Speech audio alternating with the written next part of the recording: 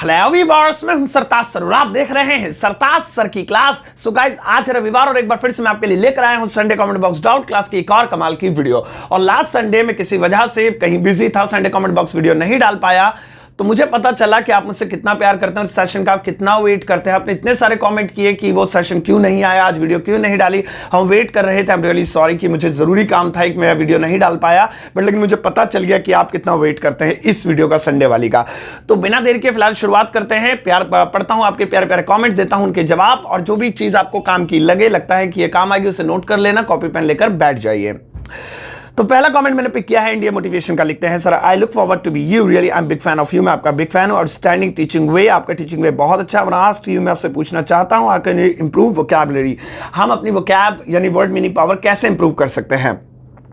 Sir, please tell me and make videos on vocab session. I have been waiting for your vocab session. My humble request to you. One thing that how can we write a good story methods applications? Let us do. Tell me, sir. Love you. Ram Ram. Salam. Salute to you. दो सवाल हैं आपके, बहुत प्यारा comment है आपका, thank you so much. आपने पहला सवाल पूछा कि स्टोरी राइटिंग कैसे कर सकते हैं, इंप्रूव कैसे कर सकते हैं। दूसरा सवाल है vocab कैसे याद कर सकते हैं। पहला वाला बताता हूं। देखिए, स्टोरी राइटिंग बहुत एक कला है अपने आप में, एक ये कोई नॉर्मल चीज नहीं है। अगर आप चाहते हैं कि आपके अंदर कला, आप स्टोरी राइटिंग इंग्लिश में करना चाहते हैं, तो आप एक चीज करिए, मैं बार बार कहता हूं, और वो है फ्री राइटिंग। फ्री राइटिंग का मतलब होता है एक पेज लीजिए, एक पेन लीजिए और कहीं कोने में एकांत में बैठ जाइए और जो दिल में आ रहा है इंग्लिश में उस टॉपिक पर लिखते रहिए। मोबाइल के ऊपर लिखिए, फ्रिज के ऊपर लिखिए, टीवी के ऊपर लिखिए, अपने बेस्ट फ्रेंड के ऊपर लिखिए। एक पेज लिखिए और उसे फाड़ कर फेंक दीजिए, किसी को दिखाना नहीं है। इसे फ्री राइटिंग कहते हैं। एक्चुअली में जब भी हम स्टोरी या किसी चीज पर, टॉपिक पर लिखने बैठते हैं पैराग्राफ, तो हमें थॉट्स नहीं आते कि मोबाइल पे लिखना है तो शुरुआत कहां से करें, स्टार्टिंग में क्या लिखें और क्या लिखें। थॉट्स की कमी की वजह से हम स्टोरी राइटिंग अच्छी नहीं कर पाते हैं। और जब आप फ्री राइटिंग करेंगे, ऐसे पेन पेपर लेके कोने में बैठ जाएंगे और जो दिल में आ रहा है लिखेंगे, इससे आपके अंदर नए नए थॉट्स आएंगे। और जब सही वक्त आएगा स्टोरी राइटिंग का, तो आपके अंदर थॉट्स भर के होंगे एकदम, और आप स्टोरी राइटिंग अच्छे से कर पाएंगे। रही बात वोकैब की, तो आप 10 वोकैब रोज याद करने का टारगेट बनाइए, कम से कम 5 का तो बनाइए ही, और उन्हें अपनी डेली लाइफ में भी यूज कीजिए ताकि वो आपको याद रहें। अगला सवाल है पवन कुमार का। लिखते हैं, hello sir, my question is what is the meaning of भाव खाना इन इंग्लिश। भाव खाने को इंग्लिश में क्या कहते हैं। हालांकि ये सवाल आप गूगल पे भी सर्च कर सकते थे, फिर भी मैं आपको बता देता हूं। शो एटीट्यूड यानी एटीट्यूड दिखाना, उसे भाव खाना कहते हैं। जैसे वह भाव खा रहा है, ही इज शोइंग एटीट्यूड। अगला सवाल है योगेश का। बोल रहे हैं, sir please clear my doubt, मेरा डाउट क्लियर कीजिए। डाउट है उसके कहने के बाद का ट्रांसलेशन। पहला है after the word of her और दूसरा है after the saying of her which is right. आपने दो पूछे हैं कि after the word of her, after the saying of her, उसके कहने के बाद के लिए इन दोनों में से कौन सा करेक्ट है। देखिए, लगभग दोनों ही ठीक हैं, लास्ट वाले में आप दा हटा दें, आफ्टर सेइंग ऑफ हर, तो ज्यादा अच्छा हो जाएगा। लेकिन मैं आपको इससे अच्छा भी कुछ बता देता हूं। जैसे उसके कहने के बाद मैं गया, so I had gone after she said. After she said का मतलब था उसके कहने के बाद। आफ्टर ही सैड, उसके कहने के बाद। आफ्टर राम सैड, राम के कहने के बाद। सो आप इस तरह से बनाएं तो ज्यादा अच्छा रहेगा। बाकी आप ऐसे भी कर सकते हैं, after the word of her यानी उसके शब्दों के बाद यानी उसके कहने के बाद, या आफ्टर सेइंग हर, उसके कहने के बाद। दोनों ही सही हैं आपके, लेकिन आफ्टर शी सैड भी आप कर सकते हैं। अगला रियाज ने पूछा है, बोलते हुए एक लड़का है, दैट इज अ बॉय या ही इज अ बॉय। बहुत लॉजिकल क्वेश्चन है आपका। पहली नजर में तो लगता है he is a boy he correct होगा, वह एक लड़का, दैट क्यों होगा, लेकिन दैट भी करेक्ट है। वो इसके लिए लॉजिक में आपको एक ट्रिक बता देता हूं। हमारे हाथ की ये जो उंगली होती है, ये वाली जो फिंगर होती है, ग्रामर की भाषा में, इंग्लिश ग्रामर की भाषा में इसे दैट फिंगर कहा जाता है। यानी जिस चीज की तरफ आप ये फिंगर करके बात करेंगे, वो चीज इंग्लिश में दैट कहकर कहलाएगी। तो अगर आप कह रहे हैं वह एक लड़का है, तो ही इज अ बॉय, वह एक लड़का है, वो देखो वो जो खड़ा है, दैट इज अ बॉय, ये फिंगर अब हो गई दैट फिंगर। सो इसी तरीके से that is a car, that is a pen, that is a mobile, that is YouTube, that is you. So that अगर ऐसे करके कहे वह एक लड़का है, और अगर कहे वह एक लड़का है, so that is a boy. I hope आपको जवाब मिला होगा। अगला सवाल सुमित कुमार का है, कौन सी अदर लैंग्वेज सीखे। मैं इस सवाल को लेना नहीं चाहता था, लेकिन फिर मैंने सोचा इस सवाल औरों के लिए बहुत जरूरी हो सकता है। देखिए, लैंग्वेज सीखना कोई ये क्वालिफिकेशन नहीं है अपने आप में कि लैंग्वेज सीख के आप कोई डिग्री हासिल करेंगे या कुछ। ये अपना एक पैशन बनाइए, अपनी एक हॉबी बनाइए। मैं अभी भी बहुत सारी लैंग्वेजेस सीखता रहता हूँ और कहीं क्लास ज्वाइन नहीं करता, यूट्यूब के जरिए सीखता रहता हूँ। फ्रेंच, स्पेनिश या जर्मन या जो है और भी दूसरी लैंग्वेजेस है। तो मैं आपसे भी चाहूंगा कि इसे अपना पैशन, अपनी हॉबी बनाएं। आपकी क्वालिफिकेशन चाहे जितनी कितनी हो, चाहे आप 10वीं पास हो, फेल हो, ग्रेजुएट हो, पोस्ट ग्रेजुएट हो या फिर पीएचडी होल्डर हो, आप लैंग्वेज सीखने की अपनी एक हैबिट बनाइए। आप लैंग्वेज सीखिए, फ्रेंच, स्पेनिश, जापानीज। मुझे लगता है कि आपको स्पेनिश या फ्रेंच में से कोई एक सीखनी चाहिए, जिसके लिए आप कोई क्लासेस भी ज्वाइन कर सकते हैं, चाहे तो आप यूट्यूब पे घर बैठे भी सीख सकते हैं, अगर आपको लगता है कि आप ये कर सकते हैं घर बैठे तो लैंग्वेज आप सीखें। और इनका सवाल है कौन सी अदर लैंग्वेज सीखें। सो फिलहाल सबसे पहले अपनी मातृभाषा हिंदी, उसके बाद सेकंड लैंग्वेज इंग्लिश। जब आपकी दोनों भाषाएं अच्छी पकड़, हिंदी पे तो है ही अच्छी पकड़ मतलब ग्रामेटिकल ना हो, लेकिन ठीक है इतना है हम बात कर लेते हैं। इंग्लिश में अच्छी पकड़ बना लीजिए, ग्रामेटिकल अच्छे स्ट्रांग हो जाइए, उसके बाद आप कोई थर्ड लैंग्वेज फ्रेंच, स्पेनिश में से, जापानीज में से कोई एक सीख सकते हैं पैशन के तौर पर। मैंने कह रहा उसके बाद जॉब करना, पैशन, मजा आता है बोलने में। नेक्स्ट है कमांडो का, बोल रहे हैं कमांडो सीडीओ।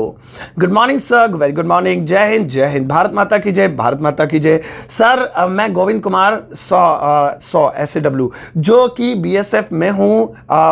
एक बार बहुत पहले बात हुआ था, यानी मेरी आपसे बात हुई थी। अच्छा ठीक है जी। सर मेरा क्वेश्चन है, कोई बात पेट में रहता है पर जबान पर नहीं आती। अक्सर हम लोग किसी के पास बोलते हैं यार बात पेट में, दिमाग में घूम रही है लेकिन मुंह पे नहीं आ रही है, इसे इंग्लिश में कैसे बोलेंगे? That's very good question. इसे इंग्लिश में आप बोल सकते हैं beating around the Bush. Beating around the Bush, इसका ये एक फ्रेज है जिसका मतलब होता है बात दिल में रहना लेकिन मुंह पर ना आना, यानी कह ना पाना।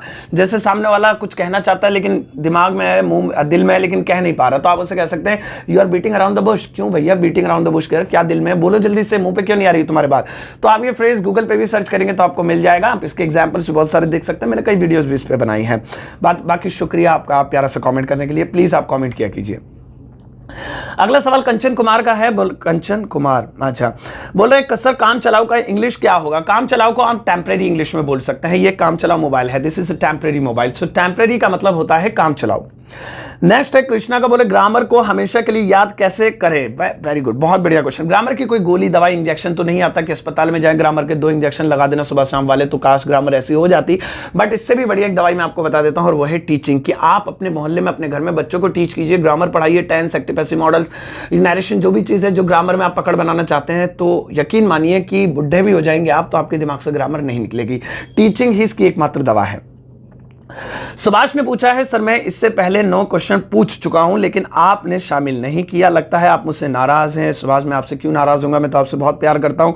अगर नाराज नहीं है तो मेरा ये जरूर शामिल कीजिएगा। सर मैं जानना चाहता हूं कि by the way and anyway में क्या फर्क होता है? बाय द वे, एनीवे दोनों का हिंदी में कॉमन मतलब होता है खैर, लेकिन फर्क क्या है? देखिए पहले एनीवे की यानी बाद वाले की बात करते हैं। एनीवे का मतलब होता है जब किसी बात को आप खत्म कर रहे हैं। उसने कहा यार वो तुम्हारी बुराई कर रहा था, तो मैंने कहा एनीवे छोड़ यार, और चलो कर रहा है करने दो। बात को खत्म करने के लिए, एंड करने के लिए एनीवे का इस्तेमाल किया जाता है। और by the way topic change करने के लिए किया जाता है। यार कल मॉल चलोगे मेरे साथ? मॉल, यार बाय द वे तुम जा रहे हो या नहीं? तो मैं जा रहा हूं, उसने मुझसे पूछा, वो जवाब नहीं दिया, मैंने उससे पूछ लिया, तो टॉपिक चेंज कर लिया या बात पलट लिया, सवाल पलट लिया, तो इसके लिए आप बाय द वे का इस्तेमाल कर सकते हैं। लेकिन शब्दों का हेरफेर बहुत बड़ी बात है, आप इसका यूज करेंगे मजा आएगा। अगला तेजवीर सिंह ने पूछा है, नमस्ते गुरुजी। नमस्ते जी। मेरा प्रश्न है यह है कि गणित में जब उदाहरण के लिए एग्जाम्पल करते हैं तो शॉर्ट में कभी भी EX लिखते हैं तो कभी EG लिखते हैं, इसमें क्या अंतर है? देखिए तेजवीर जी, कुछ एग्जाम्पल, कुछ चीजें शॉर्ट में हम अपने दिल से बना लेते हैं बट वो होती नहीं है। ये जो EX है ये एक्चुअली में इंग्लिश का वर्ड नहीं है। इंग्लिश में कहीं भी कोई नहीं कहता कि आप एग्जाम्पल को शॉर्ट में EX लिखिए, ये है ही नहीं। तो यहाँ पे EX लिखने वाले बस बच्चे भी समझ जाते हैं, वो भी जुगाड़ू हैं, और टीचर भी जुगाड़ करके EX लिख देते हैं, तो बच्चों को लगता है कि ये EX मतलब एग्जाम्पल है। हमें भी लगता था, हम भी लिखते हैं मैं भी अपनी क्लास में कभी लिख देता हूं, बट ये ग्रामेटिकली ग्रामर में EX कभी भी नहीं लिखते बल्कि EG लिखते हैं, जो दूसरा वाला है, क्योंकि एक लैटिन अमेरिकन शब्द है EG। तो आप एग्जाम्पल के लिए EG लिखिए, EX को इग्नोर कर दीजिए। लेकिन अगर कोई लिखता है तो कोई ब्लंडर मिस्टेक यानी कोई बड़ी मिस्टेक नहीं है, लिख दिया तो लिख दिया, कोई दिक्कत नहीं है, बट गलत है। अगला सवाल है अरशाज वर्ल्ड। अरशाज ने लिखा है, hello sir, I am Arshi. मैं अर्शी हूं ji. Arshi ji, first of all I really want to thanks to you कि आपका बहुत बहुत शुक्रिया, create such a useful and important channel for us. And my question is, मेरा सवाल है, when we use meant to be, हम मेंट टू बी और मेंट टू हैव दो वर्ड पूछे इन्होंने, इनका यूज कब करते हैं? प्लीज रिप्लाई कीजिएगा। Sir I am asking third time this question in Sunday comment box but you didn't reply and now this time please reply me. Okay, मैं आपको रिप्लाई अब कर देता हूं। अब मिल गया आपका सवाल, तो मेरी नजरों में आ गया। तो फिलहाल सवाल है मेंट टू बी और मेंट टू हैव का फर्क क्या होता है। मेंट टू बी का मतलब होता है बनने का उद्देश्य था, I meant to be a doctor, मेरा डॉक्टर बनने का उद्देश्य था, लक्ष्य था। I meant to be a teacher, मेरा टीचर बनने का उद्देश्य था। और मेंट टू हैव रखने का उद्देश्य था, मेरा मोबाइल रखने का उद्देश्य था, I meant to have a mobile, या खरीदने का उद्देश्य था। सो आई मेंट टू हैव रखने का या कोई चीज लेने का उद्देश्य था, और मेंट टू बी या बनने का उद्देश्य था। उद्देश्य समझते हैं ना, मतलब लक्ष्य था, टारगेट था। अच्छा, अगला है शित्रोंग कराटे। सर क्या ही और शी एनिमल के लिए यूज कर सकते हैं? इस बार मेरा क्वेश्चन ले लो। बहुत बढ़िया सवाल है। अक्सर हम सोचते हैं कि जानवरों के लिए ही और शी का इस्तेमाल किया जा सकता है, यानी क्योंकि इट करते हैं हम अक्सर। तो देखिए, ध्यान सुनिए, इंग्लिश ग्रामर में अगर किसी जानवर के कैरेक्टर को स्ट्रांग दिखाना है तो ही और शी का प्रयोग कर सकते हैं, वरना नहीं कर सकते। जैसे मैं चिड़ियाघर गया, मैंने वहां एक शेर देखा, वो घास खा रहा था, तो चिड़ियाघर में शेर देखा, कॉमन सी बात है, स्ट्रांग बात क्या हुई इसमें? So I went to the zoo, I saw a lion, it was eating the grass. वैसे शेर घास नहीं खाता है, बस सेंटेंस है। तो शेर वह घास खा रहा था, इट का यूज हो गया। तो यहां इट कर लिया क्योंकि कैरेक्टर को स्ट्रांग नहीं दिखाया। लेकिन अगर मैं कहूं यार कल रात मेरे घर में शेर आ गया और मुझे पता है, मुझे देख रहा था बड़ी खतरनाक आंखों से, तो यहां पे कैरेक्टर को स्ट्रांग दिखा रहे हैं, यानी कैरेक्टर पे ज्यादा फोकस डाल रहे हैं। तो ऐसी कंडीशन में ही और शी यूज कर सकते हैं। So a lion came into my house and he was looking at me. So he was looking at me कह के ये दर्शाने की कोशिश की कि ही, यानी कि जो टाइगर था वो बहुत स्ट्रांग था, या उसका जो कैरेक्टर था वो बहुत दमदार था। तो ही और शी कर सकते हैं, कोई दिक्कत नहीं है। फीमेल जानवर के लिए शी हो जाएगा, मैंने मेल जानवर का एग्जाम्पल दिया था। अगला सवाल है ब्रांची का। बोल रहे हैं, hello sir, my name is Branchi Sawai. माफ कीजिएगा अगर मैं नाम गलत प्रोनाउंस कर रहा हूं, क्योंकि नाम थोड़ा सा कठिन है मेरे लिए, ठीक है।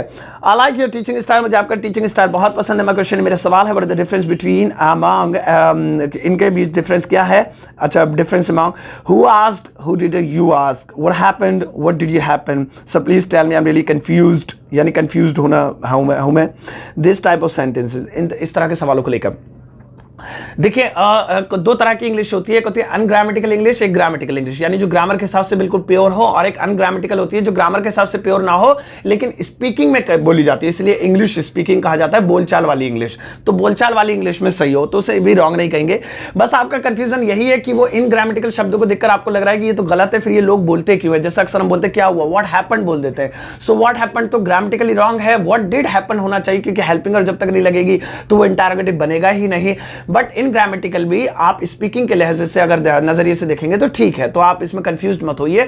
अगर आप व्हाट हैपेंड बोल रहे हैं तब भी आप ठीक है, लेकिन अगर आप डीपली ग्रामर के गुरु बनना चाहते हैं, ग्रामर में घुसना चाहते हैं, ग्रामर पढ़ना चाहते हैं, ग्रामेटिकल बोलना चाहते हैं, तो आप व्हाट हैपेंड को अवॉइड कीजिए। बट दूसरों को गलत नहीं बोलेंगे, ठीक, वो भी ठीक है, बट आप व्हाट डिड हैपन बोलेंगे तो भी आप ठीक है, तो आप कंफ्यूज मत होइएगा। अगला सवाल है ग्रामर लॉर्ड्स का। बोल रहे हैं, सर दरवाजे को गेट बोले या door, and please tell the difference. तो दरवाजे को डोर बोलें या गेट बोलें, या डोर और गेट किससे किससे बोले? सवाल अच्छा है। देखिए, जो घर के अंदर दरवाजे होते हैं, किचन का दरवाजा, घर के अंदर कोई रूम है उसका दरवाजा, घर के अंदर टॉयलेट है, वॉशरूम है उसका दरवाजा, घर के अंदर के दरवाजों को डोर बोलते हैं। और घर का जो मेन दरवाजा होता है, जिसे खोलते ही अब रोड या गली आ जाती है, उसके आगे घर नहीं है, पब्लिक प्रॉपर्टी है, पब्लिक या गवर्नमेंट प्रॉपर्टी है, बाहर आ गए हम, अपने घर को छोड़ दिया, उसे गेट बोलते हैं। तो इसलिए मेन जो होता है वो गेट होता है, बाकी अंदर डोर्स होते हैं। सो आपके घर के अंदर आपका फ्लैट है, 3 रूम सेट का, 4 रूम सेट का आपका घर है जिसके अंदर कई सारे रूम्स हैं, तो उसके रूम्स के जितने भी दरवाजे हैं वो सब डोर्स हैं। लेकिन उस घर का एक खास दरवाजा जिसे खोल के मेन बाहर चले जाते हैं, जिसमें लॉक करके आप जाते हैं, वो गेट है। तो ये होता है फर्क। कुछ लोग कह देते हैं बड़े दरवाजे को गेट बोलते हैं, छोटे दरवाजे को डोर बोलते हैं। तो घर के अंदर भी बड़े दरवाजे हो सकते हैं अगर बड़ा घर हुआ तो लॉजिक यही है, घर के अंदर के दरवाजों को डोर बोलते हैं।